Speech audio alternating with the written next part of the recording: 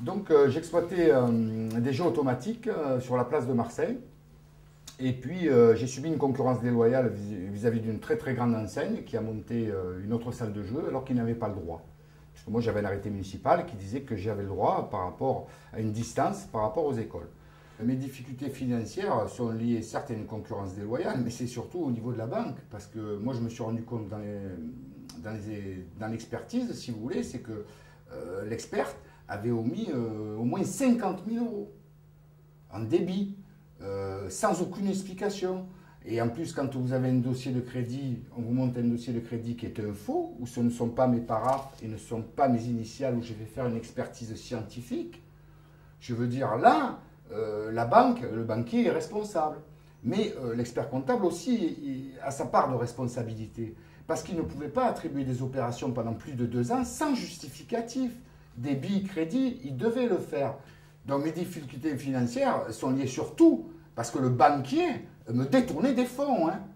Moi j'ai pu prouver 30 900 francs, puisque j'avais les relevés, mais à la sortie dans l'expertise, ce que l'expert a omis, sur toutes les écritures que nous avons listées, etc., c'est plus de 50 000 euros. Donc les détournements de fonds sont évidents.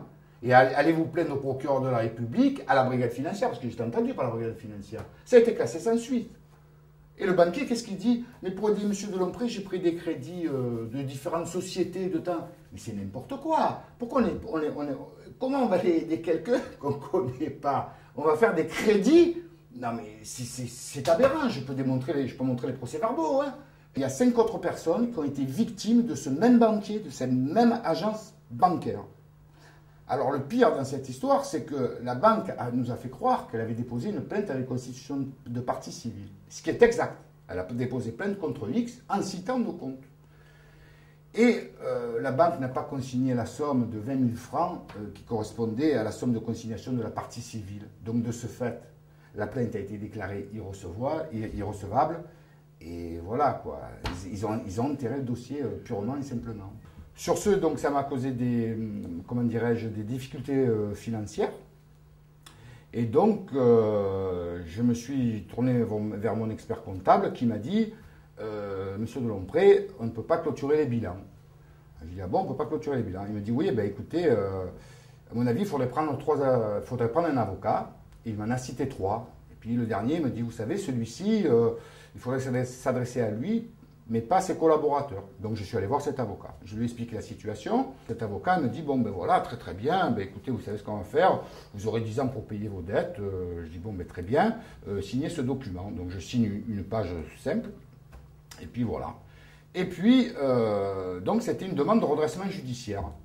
Une expertise judiciaire de mes comptes ont été faites, et cet avocat m'a dressé un rapport d'expertise incomplet, puisque 4 ans après, je me suis rendu compte que l'expertise était totalement différente que celle qui était déposée au greffe.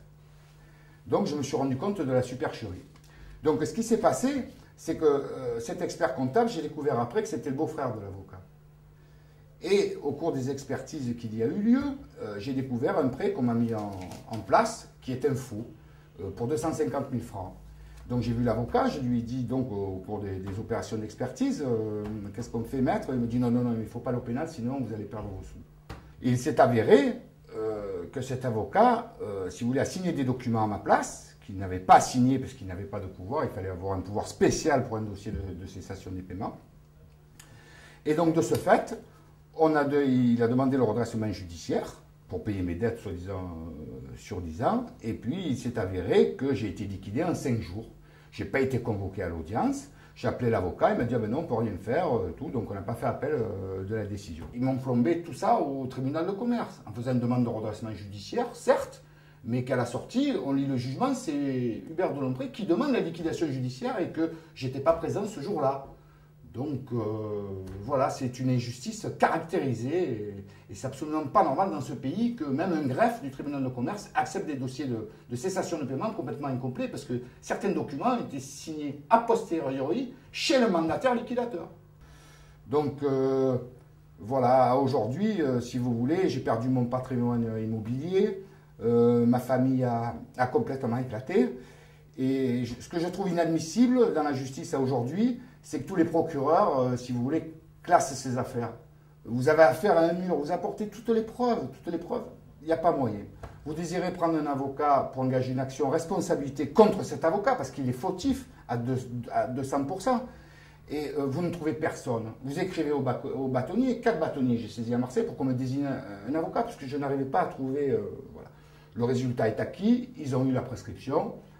À aujourd'hui, j'ai déposé une inscription de fonds en écriture publique contre le jugement de liquidation judiciaire du 8 août 1996 rendu par le tribunal de commerce parce que dans le jugement, il est indiqué que je demande la liquidation judiciaire. Et ce jour-là, il n'y avait personne. Je n'ai pas été convoqué. Donc, comment je peux demander une liquidation judiciaire alors que je ne suis pas là? Comment le greffe peut-il accepter un dossier de cessation des paiements sans pouvoir spécial de l'avocat? Voilà, c'est une ignominie. La justice, aujourd'hui, nous avons affaire à un mur, à un bloc qui ruine les gens. Et je pense qu'il faudrait que cela change.